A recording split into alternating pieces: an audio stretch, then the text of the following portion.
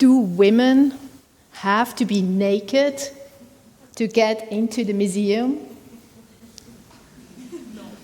In 2023, what do you think?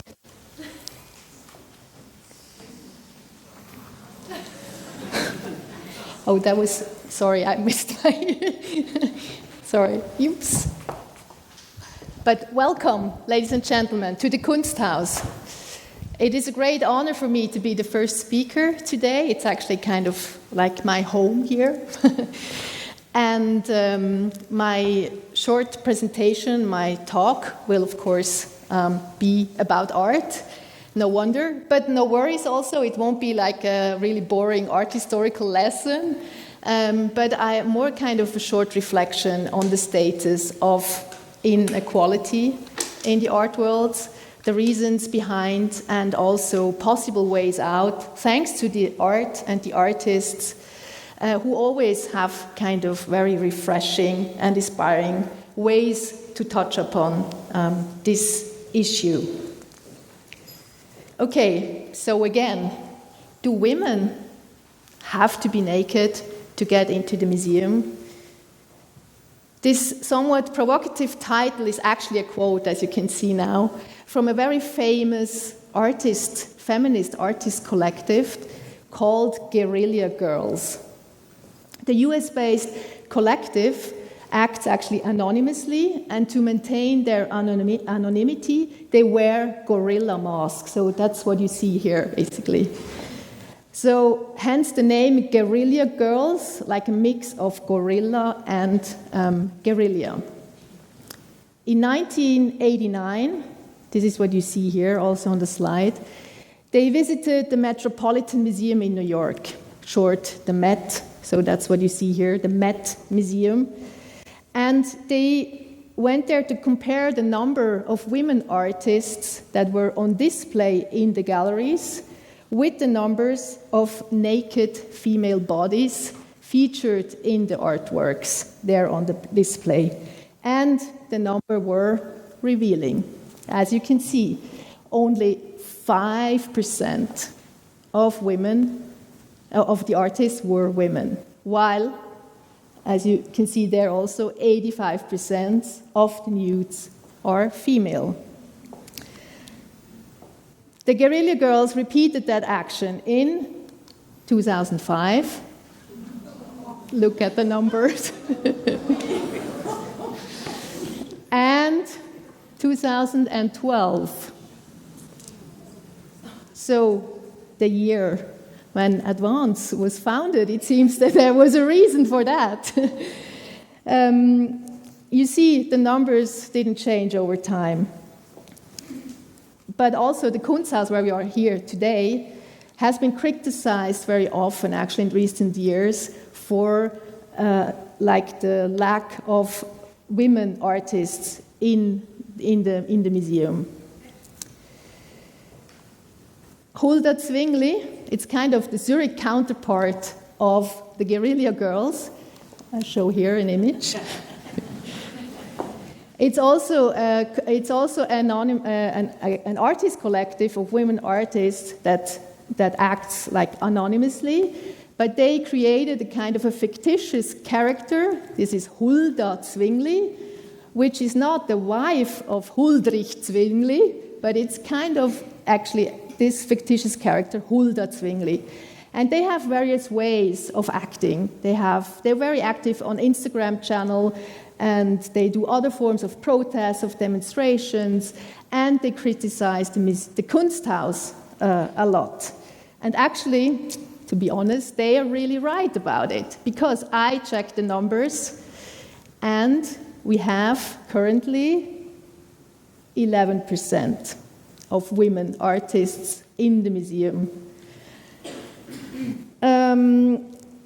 So you can imagine, for me as a woman and also as a person who really wants to promote women in this field, these numbers are very frustrating. I have been working like in this field for 20 years, but still it seems there's really a long road to go. And worse also, the numbers we have here are actually in line with the international numbers in the museum world. In 2018, a scientific study on the situation in the US was published. It examined 18 major US museums and over 10,000 artists. The result was 86% were white and 88% were men. So that's really shocking, isn't it? And when thinking about it, let's say my inner me really desperately cries for a change, a radical change now and immediately. But, of course, as you know, let's say to implement such like structural changes, it takes time, especially also in Switzerland. So we'll have to continue working on that. But what are the reasons of this inequality in the art world that seems to be so progressive? Well, one of the reasons is, of course, that until the 19th century, women were not allowed to art academies. So historically, there were far fewer women around, let's say. And this lack of women artists is, of course, evident in historical collections like the one at the Kunsthaus. But in addition, there were many women artists that remained unknown or have kind of disappeared over time from the art history canon. And the Advent scene figure that was already mentioned, like just outside here at the door, by Elisabeth Eberle and Ruth Rigetti, two artists that are also here amongst us today, they actually really point to that. And they made this Denkmal für die unbekannte Künstlerin, so the unknown artist. The classic role for which women were known in the arts was either muse or naked model or mistress, the lover. But we're not in the 19th century any longer. And I often ask myself, what happened in these last 100 years? Why is there still this huge gender gap? Of course, this has also structural reasons again. The power system in the art world, as in other social and economic fields, has been dominated by men. If you look at the Kunsthaus, for example, 110 years of history, it has been always run by men in 110 years. And it's only like last October that we finally have a woman director, Anne de Meester, who was appointed. And when my daughter was born in 2014, I was the first curator woman with a child that decided to continue working full time, even with a kid. So my predecessor in the job was still told either child or career, while of course her male colleagues had children, of course. So you see, there's still a lot to do. But there's also progresses, of course. So I'd like to tell also about this. So currently at the Kunsthaus, we are more women than men in the curatorial team. And we have a woman as a director. So this means that now we have basically the people that decide on the artistic program are mainly women. And of course, with that also, let's say, the demand for more gender equality gains further relevance, luckily. So both in the collection and the exhibition program, we work on putting artists who have been forgotten, overlooked, underrated, or underrepresented by art history into the spotlight. And the exhibition with Yoko Ono, that maybe some of you have seen last year, that I have curated just like 1 year ago, is one example. You all know, of course, Yoko Ono. I mean, who doesn't? But do you also know her as an artist? Or maybe don't, I mean, probably you rather know her as the wife of John Lennon, again, or as, let's say, the evil witch, as she was called, that destroyed the Beatles. Yoko Ono stood in the shadow of her famous husband for far too long, a typical woman's destiny.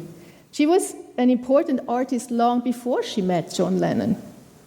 And she had created works that revolutionized the concept of art, such as her legendary book, The Grapefruit, 1964. It was a collection of ideas or instructions for performances that was actually the first work of conceptual art, long before this term was even coined.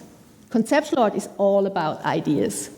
The material, let's say, aspect of art and artistic craft is less important. But in anthologies on conceptual art, the name Yoko Ono is still missing far too often. So for me, as a longtime admirer of Yoko Ono's work, this had to be changed. Both as a woman and a curator, I wanted to show what an important artist she was and is, and to give her the platform that she deserves. So I invited her for the exhibition at the Kunsthaus. Another important reason to do the show with her was the topicality of her work. Yoko Ono was committed since the beginning of her artistic career to important social issues. She had campaigned for peace, very well known, but also against violence on women. Both, unfortunately, still very relevant today. An iconic work in this sorry, I got lost. Oops. Yeah, and also a key for the history of feminist art is this performance here called Cut Piece from 1964 and 65. It was a performance that Yoko Ono performed at Carnegie Hall in New York. And she knelt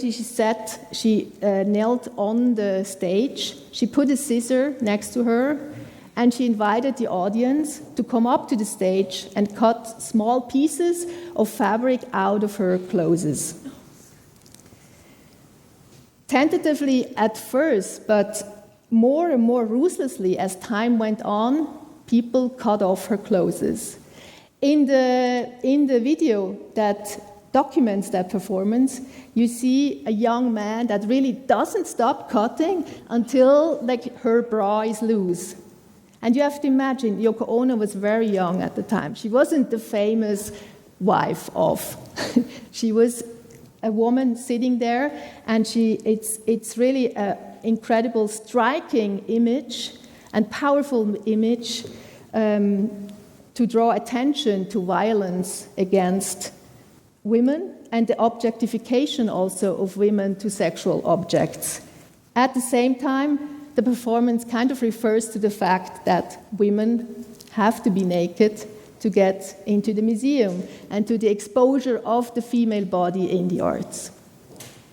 When I look back at Yoko Ono's exhibition, I feel proud and happy that I could use my position as a museum curator to bring her work to a wider audience and to give her the attention that she hadn't gotten for too long. And as a woman, I feel really very privileged and very grateful to have had the chance to work with such a strong woman artist who had been committed to the feminist cause so early on. Art offers a great potential to make things visible in a truly unique and powerful way. This is what we also see now in this exhibition that just inaugurated this morning. Often ahead of their time, artists shake things up, they question stereotypes, and open up new perspectives on the world and the times we live in, and far beyond just the museum or the exhibition. So, again, do women have to be naked to get into the museum? As a woman, I want to answer, of course, no. Of course not. But there are still certain mechanisms and structures in place that currently prevent full equality.